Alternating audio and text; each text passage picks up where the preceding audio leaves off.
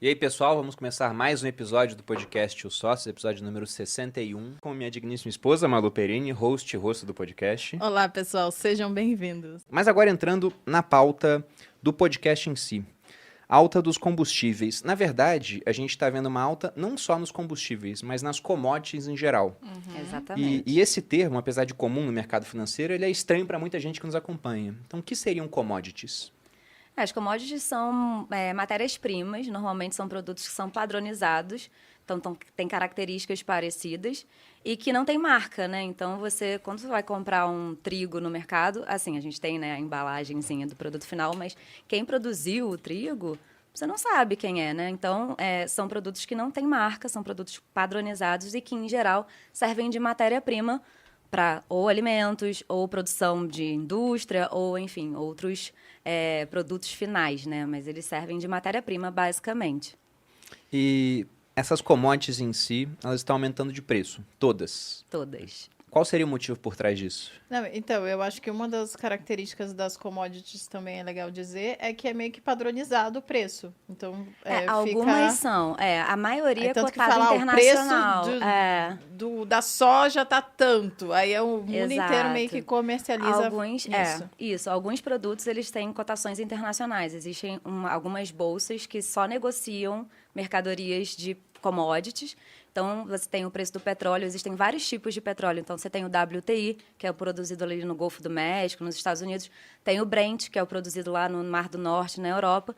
E aí você tem as commodities. Aí você tem trigo, você tem soja, café arábica, enfim, uma série de produtos que são cotados internacionalmente. Então, não é o produtor que vai falar, eu quero que a saca da soja seja $100. Não.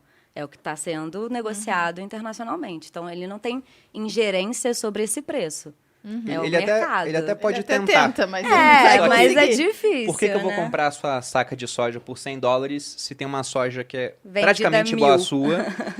Vende ou mais barato ou mais caro, entendeu? Se a sua tá 100 e o que o pessoal tá vendendo mais caro, eu vou comprar a sua, lógico, mas você vai estar perdendo dinheiro, você não vai querer vender por esse preço. E se tiver muito mais caro, você não vende, que eu posso comprar mais barato no mercado.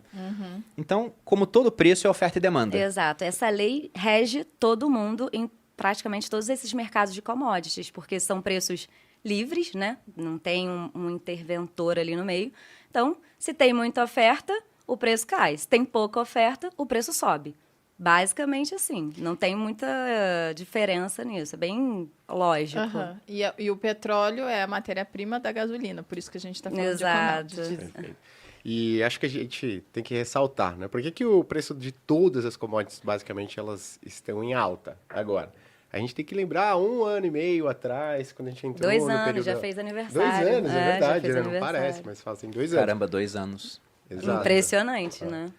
O que da pandemia, né? Da Exato. pandemia, né? Então, no primeiro momento da pandemia, a gente tinha uma incerteza muito grande. Para onde vai a atividade econômica mundial? Naquele momento, não sei se vocês lembram, mas a projeção de PIB do Brasil, no começo da pandemia, era de menos 10% em 2020. Né? Outros países também, era uma queda esperada muito maior do que ela efetivamente foi.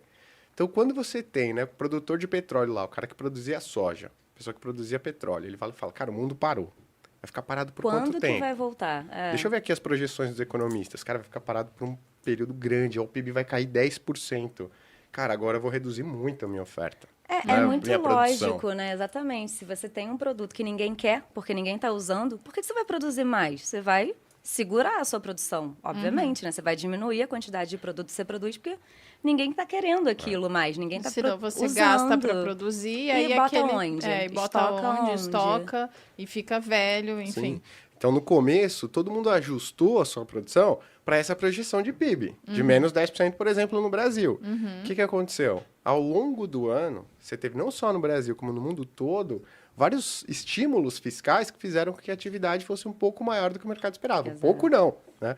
O PIB de 2020 no Brasil, efetivamente, foi uma queda de menos 4%. Fator ao redor de menos 4%. Menos da metade do previsto. Menos da metade do previsto no início. E todo mundo ajustou a sua produção para aquela queda inicial de atividade. Exatamente. Então, aí a gente já pode ter uma ideia, né? Ajustei a minha produção esperando uma queda do PIB de menos 10. O que vem? Vamos lembrar menos também, 4. né?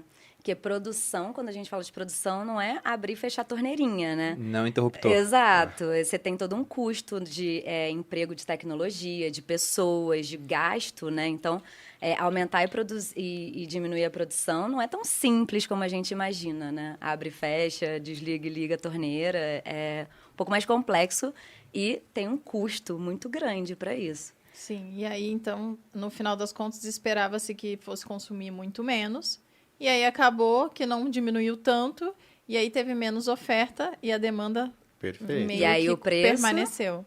Aí o preço sobe. Não, tem uns pontos interessantes sobre isso, por exemplo. A primeira coisa é que, lembrando da pandemia, também teve um episódio bem interessante que era do petróleo negativo. Isso é maravilhoso. Exato. Uma distorção impressionante do É. mercado. Eu tô investindo desde 2017. Tudo bem que eu não lido com contratos futuros, não é a minha praia, mas eu nem sabia que dava pra ficar negativo. Não, e várias não- pessoas que não trabalham dá. com isso também não sabiam. E não dava mesmo. E o que significa o petróleo negativo? Não era o petróleo em si negativo, mas eram contratos futuros de petróleo. Mas isso significa o seguinte, que eles não tinham de guardar petróleo e estavam praticamente falando, eu te pago para que Por você favor. tire o estoque daqui.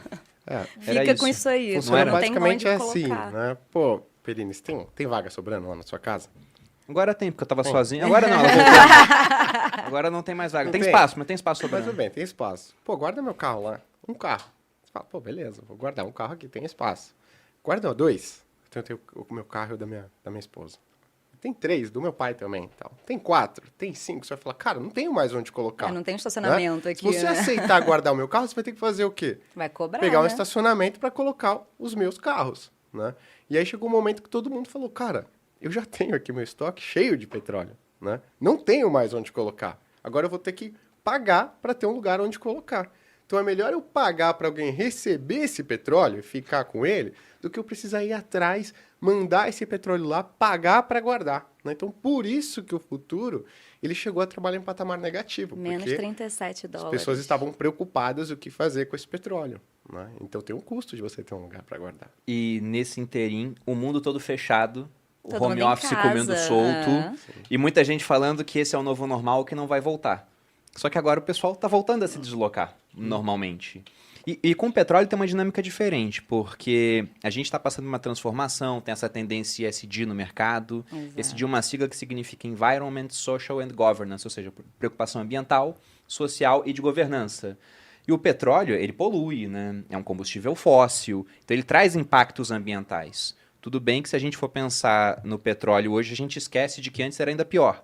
Porque antes do petróleo a gente usava carvão e óleo de gordura de baleia. A gente Sim, nunca vai ver o ainda tem Greenpeace isso. erguendo lá um monumento ao Rockefeller, falando que ele salvou as baleias, mas era o que acontecia. Até aquele filme No Coração do Mar, com um ator que faz o Thor, Chris Hemsworth, né? Ah, não sei Enfim, o nome dele. o Thor. O filme é bem bacana e mostra que tinham que matar uma baleia cachalote macho para ter uns 40 a 60 barris de óleo de gordura de baleia para usar em iluminação pública. Então era muito caro você ter esse combustível. Né? E também tinha o carvão para a Revolução Industrial, o petróleo veio e ficou melhor do que essas duas. Ele resolveu um problema, só que ele criou outros. E o mundo está Exato. migrando a sua matriz energética hoje.